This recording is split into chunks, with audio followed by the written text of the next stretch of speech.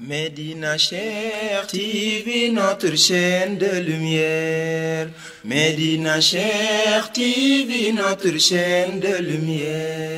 keroog bi mbokk yi déggee ni nee na bii dafa demoon asamaan pour lu ko wax rek da ngay jàpp sa biir di reetaan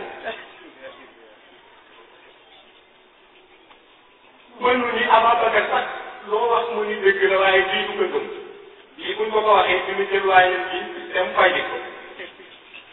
lu demee wax ko la Ababacar tontu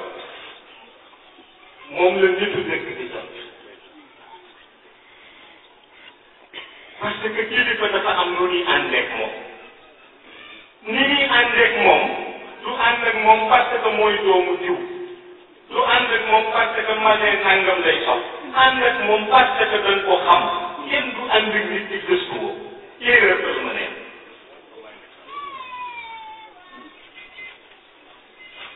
Ababacar dafa gëstu yonent bi ba xam ni li yonent bi mën ta wax même bu yeewoo suba sax koo diw وما ينطق عن الهوى إن هو إلا وحي يوحى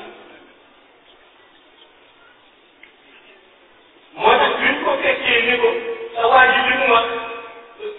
ay moom da ngay ree ba daanu ci suuf ba noppi bu ko faj mu ni lu mu wax mu ni ko nee na dafa demoon asamaan bi di xaar mu reetaan wala wax leen nan nga ko wol wala wutal ko sëriñ bu ko ñaanal mu ni leen li ma xamul mooy ndax moo ko wax loolu moo ko wax ñun ñi ñoo ko fekk mu ni dëgg la ba mu tax keroog la ñëpp génn ci moom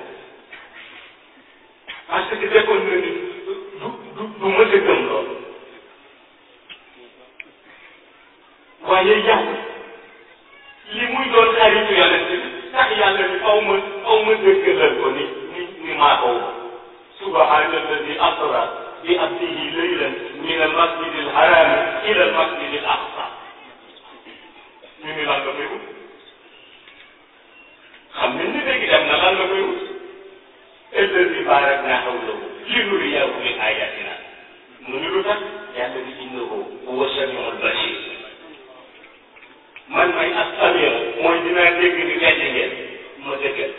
may al-basir dinaa gis ni da ngeen koy weddi ma dëggal